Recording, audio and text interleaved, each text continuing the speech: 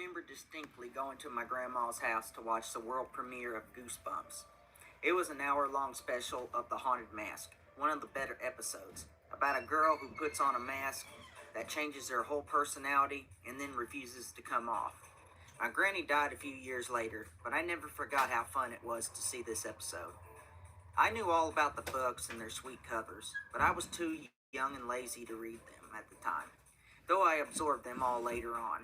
It's hard for people who didn't grow up in that time to understand, but in the late 90s when I grew up, Goosebumps was a phenomenon. Books all over the library and stores, TV shows, video games, you couldn't escape it, and you didn't want to.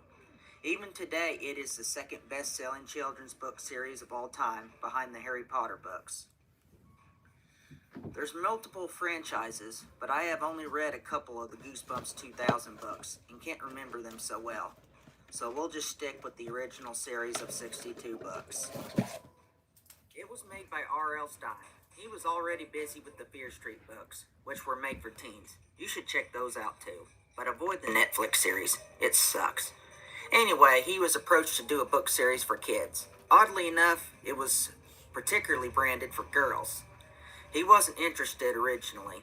He was already busy with Fear Street and didn't want to start another series. But his wife convinced him, and they became a big hit.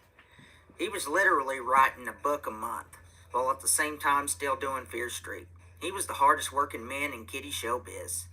The James Brown of horror. The books are perfect for kids. Short and to the point. About 118 pages or so with big print, and great book covers. The original books were more dark and serious. Over time the series got progressively more cheesy and gimmicky, but they never lost the fun factor. Like most successful series, they had a proven formula. The stories would revolve around two kids, so all the kid readers could identify with the characters. One a girl, the other a boy.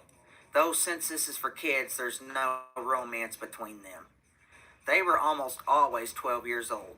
That perfect age where you have one foot in the old cute kid stage and the other in the more mature kid stage, before completely falling into the snotty teenage era. There would be a cheesy fake jump scare before finally finding the real threat at the end. There would always be a twist, and it would appear that all is not okay after all, before the show would end, leaving the end to the viewer's interpretation. It was the Monster of the Week format. Every episode would have a different monster and story. All the cliches were handled. You had ghosts, vampires, werewolves, zombies, mummies, aliens, with some exotic monster thrown in, like scarecrows, killer jack-o'-lanterns, and plant people / body snatchers from time to time. And one time a killer sponge. No, I'm completely serious. But my all-time favorite episode will always be The Girl Who Cried Monster. It's about a girl who finds out her librarian is actually a shape-shifting, bug-eating monster. The twist ending is surprisingly effective, and though the show's effects would be inconsistent at times, the monster looks fantastic.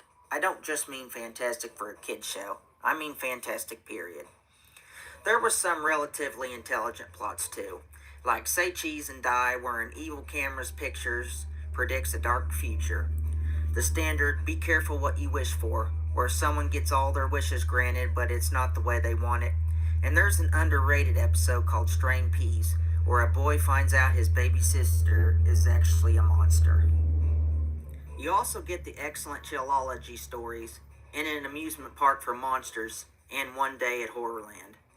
Not all episodes are bangers, though. For instance, the non-horror Attack of the Mutant about a superhero is rather lame, as is The Barking Ghost.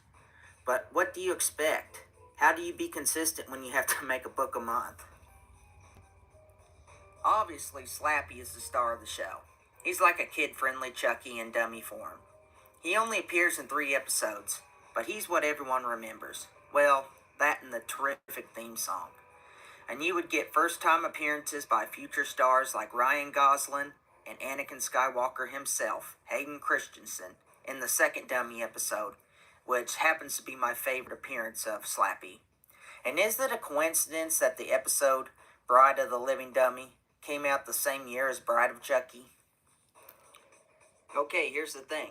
Do you like horror movies, cute dog videos, music including rock, rap, and classical, baseball, Star Wars, or DBZ?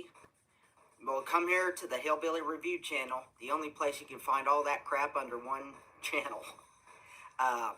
Like and subscribe. I'm not too brag to beg. And if you only like one of those topics, go to one of my detailed playlists to find the topic you want. Let's get with it. Sadly, the 4th season was a sharp decline. The series had obviously ran out of steam. There was only 8 episodes, all 2-parters, and just 4 stories, 2 of which sucked. The Pet Sematary-inspired Cry of the Cat was decent, but The Ghost Next Door was especially good. It has a girl who thinks her new neighbor is a ghost, but it turns out she is actually the real ghost. Gee, that sounds really familiar. The show's genius was that it was a perfect gateway drug for real horror. Think about it. If you're wanting to get into something, you don't start with the hard stuff first. You get the more accessible, softer stuff to get you used to it. Seriously, if you're getting into horror, why would you start with something like Cannibal Holocaust? Goosebumps was perfect to make kids horror fans. No one ever actually died. There was no sex and cursing, so you could watch it in front of your parents. But it could be legitimately spooky, by kids' standards anyway. There's no telling how many kids got into horror because of Goosebumps. It was followed by a more modern teenage series in 2023, which was widely hated because it seemed like a melodramatic teen soap opera at times that just used the brand name and some of the characters to draw people to its completely unrelated stories and style. Personally, I don't hate it, but I have mixed feelings about it. And there's no doubt it's inferior to the original series and doesn't have any of the heart of it either. There were 2 Hollywood films too, featuring Jack Black as R.L. Stine in the voice of Slappy. The first one was decent, nothing special, but a nice little time waster. The sequel, however, was bland and boring. I grew up with this wonderful show. It was one of my best highlights from childhood. And I grew to love the books later on too. I don't want to live in a world without Goosebumps, and frankly, I don't think I'll ever have to. This is so embarrassing. Doctor, is this gonna hurt? Sorry to bring it to you, but this is gonna hurt so freaking bad you probably won't be able to sit. Oh man, this is literally a pain in the butt. Well, it's time for it. Do you mind if I eat this real quick? Yeah, I don't care. Wait, where'd it go?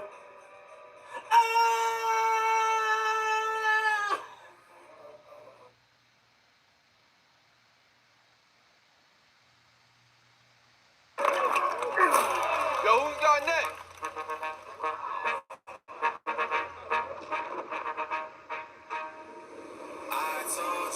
The most epic dunks are at Wendy's this March Madness. Dunk a Fry and a Frosty and see for yourself. You want to file free?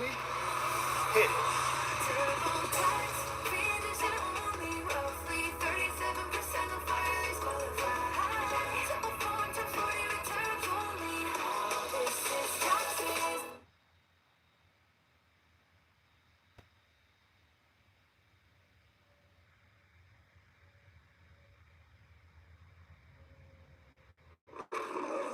Introducing Grammarly, like you've never seen before, your all-in-one writing essential.